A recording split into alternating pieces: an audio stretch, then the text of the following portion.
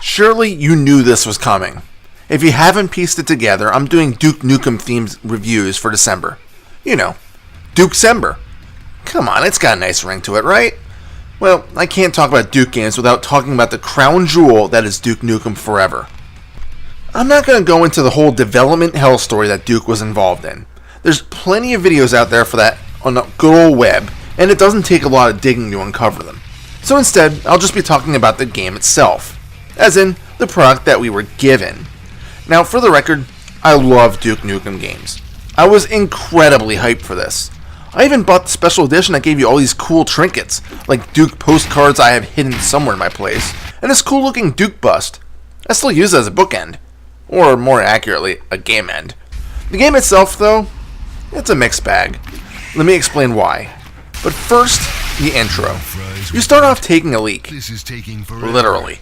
Once that's done and you zip back up, you're free to roam around the stadium. You'll encounter a bunch of security guards who are talking about an alien invasion, and you're given an option to draw on a whiteboard to explain your plans. Of course, drawing on a whiteboard with a mouse is kind of awkward, even more so than simply using paint. This kind of stuff is all over the place in this game, and entirely optional, so you can skip this part and move right on to the hallway, in which shit hits the fan and you eventually move outside, where you have to fight the Overlord in a strangely familiar setting. Do this and the game moves on to show you that all this time, Duke was playing a game. Two twins suddenly pop up, and yes, they're spoofs of the Olsen twins. From here, you are informed that you need to head downstairs to meet up with a talk show host. Apparently, all of this is in Duke's massive place, where he's treated like the greatest celebrity on the planet. Eventually, you'll find that there's a massive alien ship hovering above the Earth, and the aliens state that they're officially here on a peace mission. Of course, that's not the case when Duke encounters them, and they immediately open up fire. Duke goes against direct orders and goes after the creatures that are once again after the women of the world. The game itself plays like your typical everyday shooter. You click to shoot, move around, blah blah blah.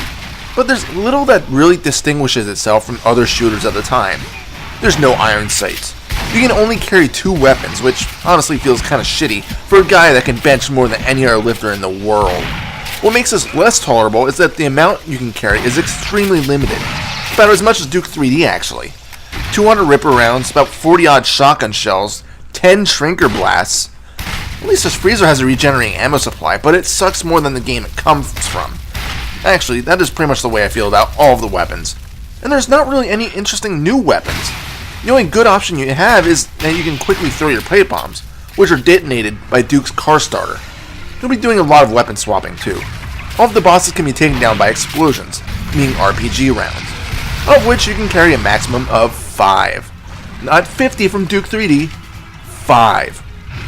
Thankfully, every boss has a crate that will replenish your ammo, but it's still an annoying feature about this game.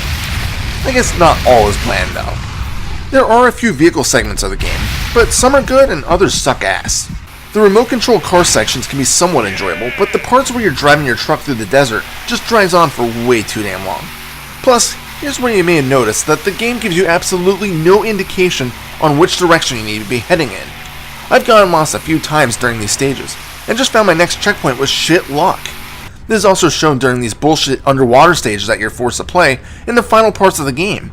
Only after a few deaths did I notice that you can see lights on the bottom of the seabed. Perhaps you've noticed that when driving the remote control car that you're the size of a micro machine. That's because you get hit with a shrink ray, and need to find a way to expand back to your normal size.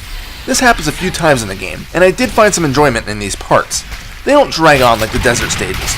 Plus, running around in a kitchen when you're smaller than a mouse is actually kind of fun. That brings me to the level designs.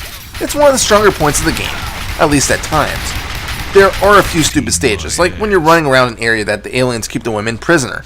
These stages unfortunately seem to go on forever. But then you have other places like Duke's Mansion, Duke Burger, and his casino.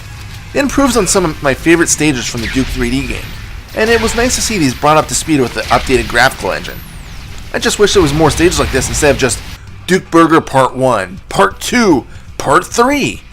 I guess it would have just been better to merge these multi-part levels into one, instead of 3 parts with lengthy loading times. Just like Manhattan Project, Duke's health is indicated in this game as ego. In Duke Nukem Forever, you're able to increase your ego by doing a few things in the world.